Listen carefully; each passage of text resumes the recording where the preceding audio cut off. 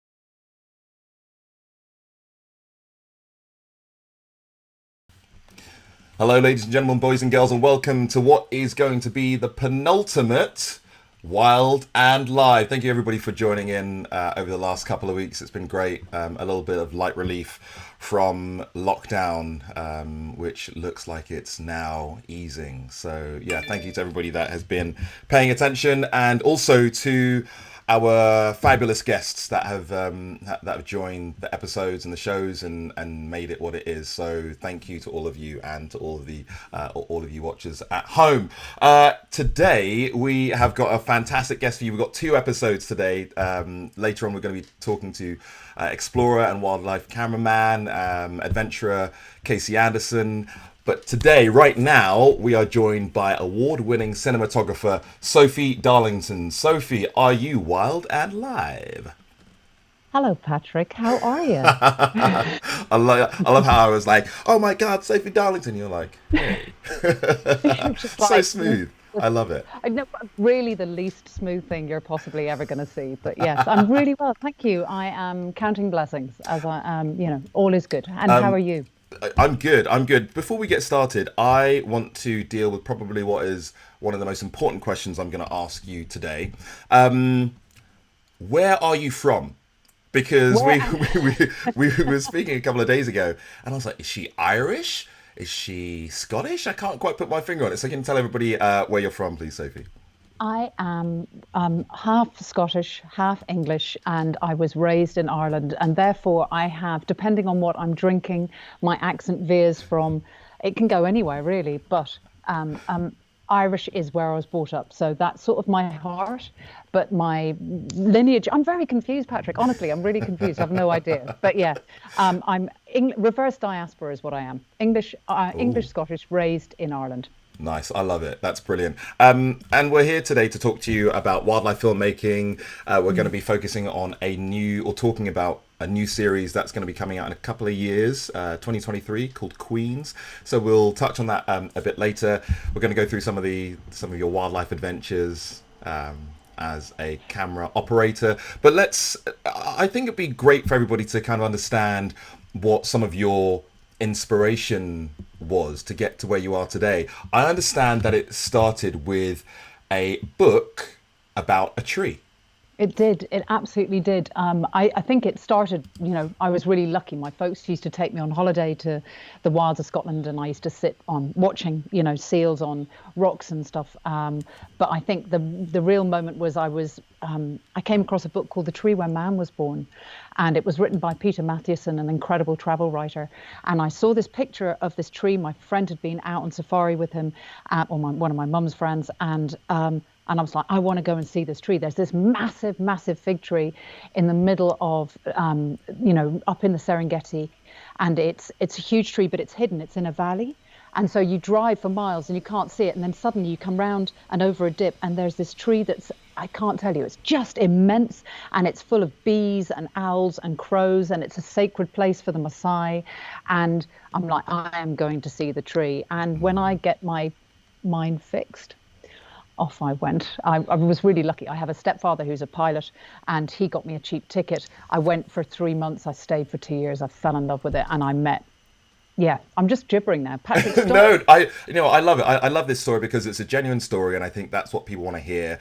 And it's great to hear those stories. So you managed to get out to, was it Tanzania? Did you say? Yeah, So you had out, Tanzania. you made it out to Tanzania, and what were you doing there? And how did your journey then kind of progress to the next level? Because you met some people out there whilst you were I did. working in I was Tanzania. working, I was sort of volunteering at a lodge and I was helping out and a BBC film crew came through and they were making a series about the Great Rift. And it was that brilliant light bulb moment. I was so, I saw what they were doing. I'm like, that's the job I want. I want to be out there filming. So I asked them for a job and they told me to sling my hook, which is right. And they said, go to university. But I'm not the kind of person who goes to university. It's not the way I learn. I learn apprenticing. So I went back to Dublin. Got a job on the Teenage Mutant Ninja Turtles, which is obviously an incredibly Awesome. wildlife show. Yes, One of my favorite TV shows of all time. one of the classics, definitely. I can't believe they just come back. Everybody's like, you worked on the Turtles. I'm like, yeah, I know all their names and how to mispronounce them. Yeah. But yeah, so and then I sort of like, once I knew that's what I wanted to do, I then tried to find out. And again, it's just about, just being really tenacious, I think, Patrick. And I found out that Hugo van Lauwijk, who is an incredible wildlife cameraman who won 8 Emmys. He was married to Jane Goodall, who famously studied chimpanzees. And he was the guy, the Nat Geo cameraman, who captured all that amazing footage of her with the chimpanzees. And I got to be his camp manager. And that's how I learned. I kind of came in and I mentored under Hugo for 7 years in the Serengeti. So incredibly fortunate. Wow, that's so that's quite interesting seeing how I love that journey because it started with that book, just reading about wild locations. You went out there and just, I think there's something about when people talk about luck, when people say you're really lucky, and I think there's definitely something in the saying that you make your own luck. And you had put, if luck is 99% of it, you were in charge of that 1%, and you put yourself in the position where when that final kind of 99% clicked into place, you were in the right location. I mean, getting to work with Hugo van, how do you pronounce his last name? Lauwijk. Lauwijk. There we go. Hugo Hugo van van Lauwijk. Lauwijk. He's Dutch. And he was a very little man. He was such a gentleman, I can't tell you. And he was very generous with his knowledge. He mentored me and several others in the Serengeti. It was sort of almost like a school, and we had this sort of incredible camp on the edge of a lake Ndutu, and we would go out, and I started as camp manager, making coffee for a year, spotting animals. And by the way, the thing about luck is I think you work hard for your luck. I think that luck, it happens, but it happens when you work really hard, much more often. And you can also, not work at all. But I worked with him for a year, just, learning how to use light, looking at what he was doing and all the incredible crews that were with him, and sort of like bullied them into letting me learn how to use a camera, loading. It was all on film then. It was, centuries ago. And so learned how to, load their cameras and became useful and just got out there. And it took about 2 years before I was allowed to film my first bit of footage. Well, look, Sophie, we've got lots of stories of you filming different wildlife, from lions, hyenas, elephants, polar bears. But I want to touch on the fact that you are a woman in what is often a male-dominated industry. I think we need not shy away from that. And I found a quote of yours that says, "The only advantage men have over women is that they can grow beards to weather the cold." I read my Which case. is awesome. So can you tell us have you found it challenging as a woman? Do you kind of relish that challenge? Do you find that your position and even we were having a conversation before we went on air, I said camel woman, and what's funny is what you don't realize is that I often try my best to say camera operator. At least you say you prefer the term cinematographer or director of photography. What's it? I don't want to dwell too much on it, but I think it's definitely important that we touch on it. What's it like being a female camera operator or cinematographer, and what are some of the challenges that you face? You've just opened up a whole new can of worms, because camera operator is tricky as well, because camera operator comes from a drama perspective, and the camera operator has a very specific role, whereas they actually literally operate the camera. But we not only operate the camera, we decide what we're going to film. We're kind of also directing. It's a very different, there's a whole layer of, there isn't a word. Right now, there isn't a word. So in the credits, you'll see DOP, but strictly speaking, DOP is usually, or director of photography, is related to light, and we play with natural light. We work with light and behavior. It's such a massive conversation. Cinematographer, I've made films for cinema, so I'm kind of really happy with that one. Camera operator, a little bit touchy. Camera woman's fine, but when you're Googling camera woman, you'll find about less than maybe 20 of us in the world. It's not enough, right? So if we had a term that covered all of us, then it would be easier for us. And raising visibility for women is something, I think something just fell over, a tractor fell over or something outside. Okay, we can't hear anything, so as long as everybody's okay over there. No, it's good. It's good. Sure. It's summertime. Yeah, it's summer for everybody that's watching. Sophie's out in the French countryside. It's summertime. They're farmers are picking up hay bales and whatnot. So no, thank you for sharing your stories, even in the middle of the summer with all those tractors. Listen, it's absolutely a pleasure. It's my I'm down. My mum is it's one of those things. It's family, and I've managed to get down here to look after my mum, which I'm very happy to do. But I'm watching you guys in London, and I think you've got hotter weather in London. We do. I think we're about to hit a thunderstorm, so I'm not going to think about that. I'm going to think about you and you as a cinematographer. Yes. Right. We're getting back on track. Well done. Let's talk about some of your adventures then. Filming lions. Can you actually? You again have done some research here. There was a moment you described where you had one of the most emotional connections to a group of 5 male lions. We'll get onto the ladies in a moment. Where you didn't have your camera running. Can you tell everybody why you didn't have a camera running and why it was so special? It was just one of those moments where I was driving along, and the camera was there, but at that time you couldn't drive and have a camera on. The gimbals weren't there. It was on a project called African Cats, which is on Disney at the minute, and it's so beautiful. I watched it yesterday for the first time in ages, and I was like, oh my God, that's a great film, But there is these incredible coalition of 5 males. We were booting from one place to the other, so I can't film. So I'm driving, I'm holding onto the camera. It's just me and my car, and there's like a few lions on my left, there's a lion on my right, and they are roaring so loud, and the whole car, and it's so cheesy, but I literally felt like I was one of the pride. It was magical, and the fact that I couldn't film it was also magical, because it's like, you don't get that doesn't happen in your life. You don't get to feel like you're one of a little gang of male lions or gang of lions, and that was a real privilege. It was amazing. A lot of the time the male lions get all the kudos, but it's definitely the females that kind of run the shop. They are the expert hunters. You filmed lions a number of different times. Can you tell us about maybe one of your favorite moments? Did you film on Dynasties, if I'm not mistaken? I did. I worked with a brilliant team on Dynasties. I was DP for the lion episode, and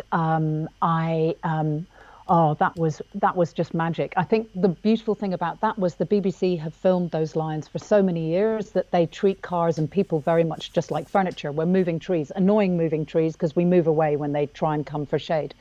And they're kind of bomb-proof, these lions. They're very relaxed. And it was just magic. We worked with this one lioness called Charm, she wasn't a pretty lion. She's quite like a Ukrainian sort of like bodybuilder, and that's big respect to Ukrainian bodybuilders. She was hench, she was tough, but she was fierce and brilliant, and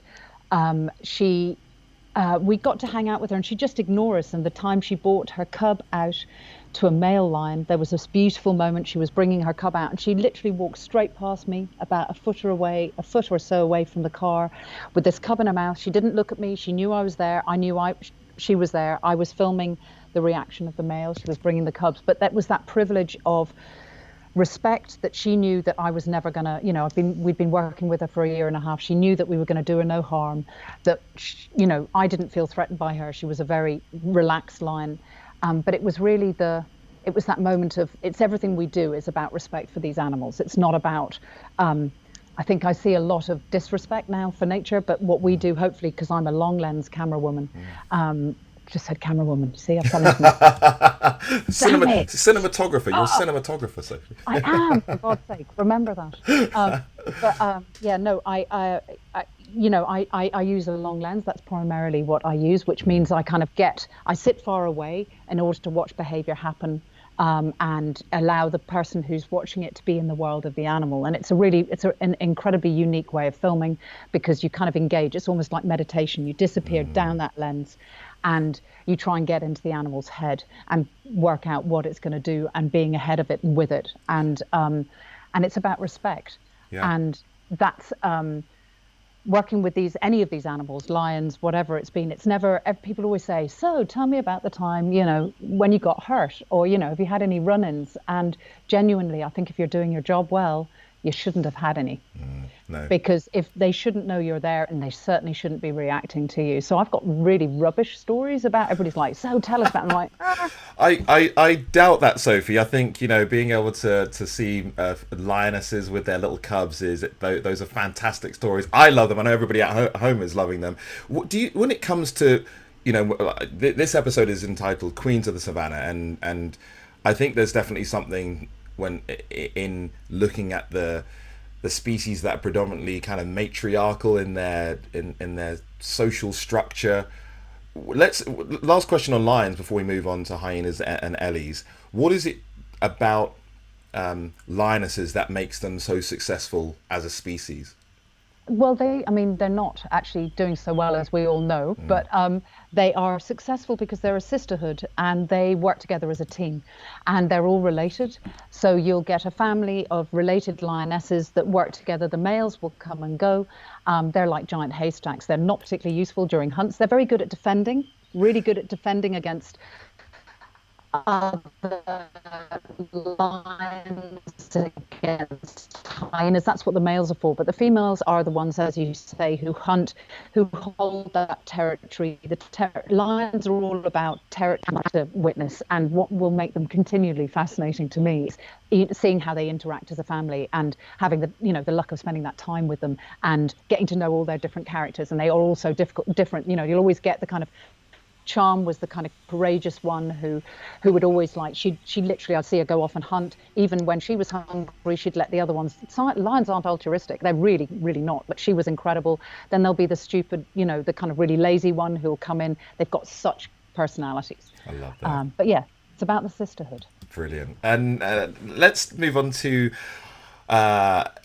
one of the animals that I actually see as queens of the savannah. We often refer to lions as kings of the savannah. I call hyenas queens of the savannah. And again, another species where women rule the roost, or the den, whatever you want to call it. I always say this: hyenas seem.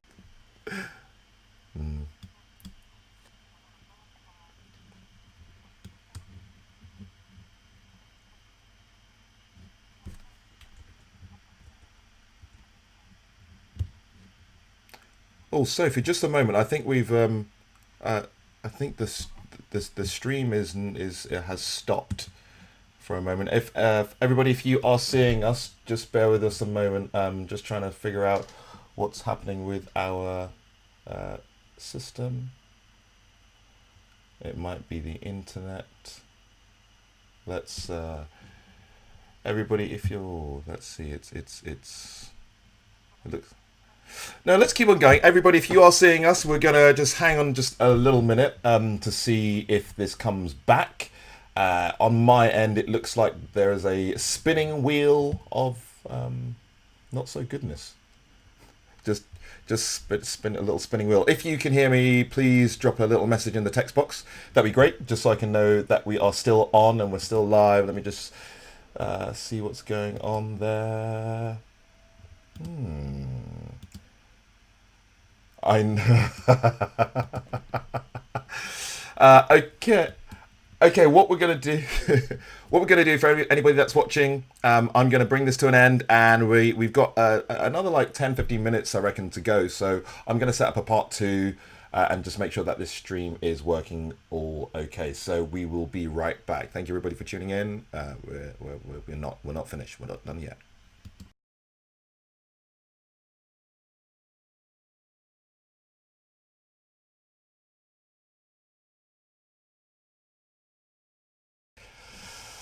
Okay, everybody, I think we had a little some Wi-Fi gremlins there. If you are watching, please can you drop us a little message to say just so we know that we are still live. It looks like we are. We had some connectivity issues before.